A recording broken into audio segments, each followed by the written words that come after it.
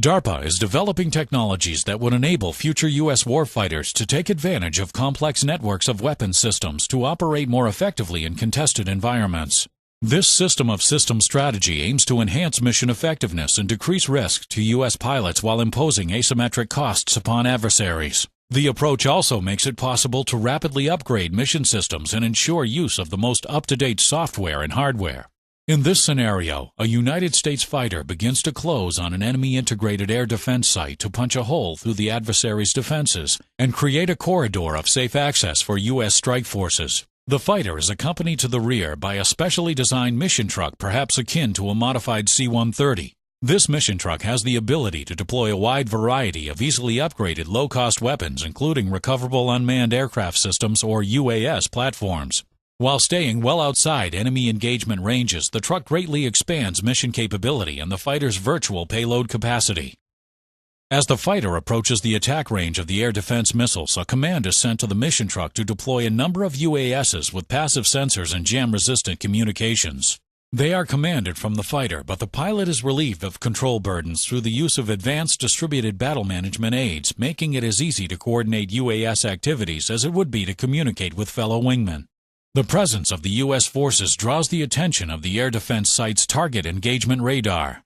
The UASs close within the threat range of the site's missiles and use their passive sensors to detect and localize the enemy target engagement radars. At the same time, they begin cooperative jamming of the radar to enhance their own survivability. The data they collect are transmitted back to the fighter, which fuses the information with data from its very own capable sensors to create a targeting solution against the enemy radar. The fighter pilot designates the enemy radar for weapons engagement.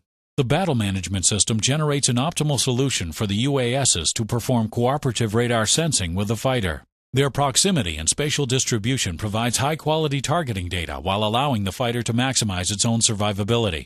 The distributed radars collect imagery sufficient to confirm positive combat identification of the enemy radar and provide precise targeting coordinates, but the fighter pilot must look at the images to make the final decision to strike. To avoid the challenge of data overload on the comms link between the UASs and the fighter, advanced automatic target recognition software on each UAS identifies the target and transmits just a limited amount of the imagery around this point to allow the fighter pilot to make the final engagement decision.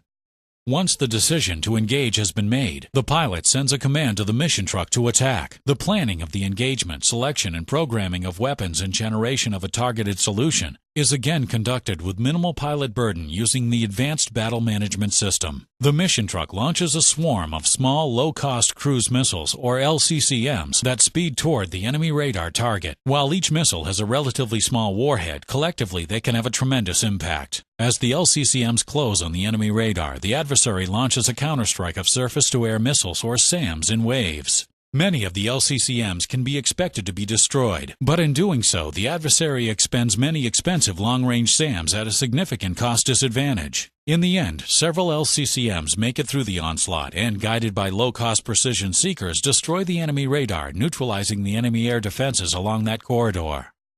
Under the System of Systems focus, STO has awarded contracts to develop concepts, architectures, and tools to facilitate rapid integration and testing of new capabilities for national defense.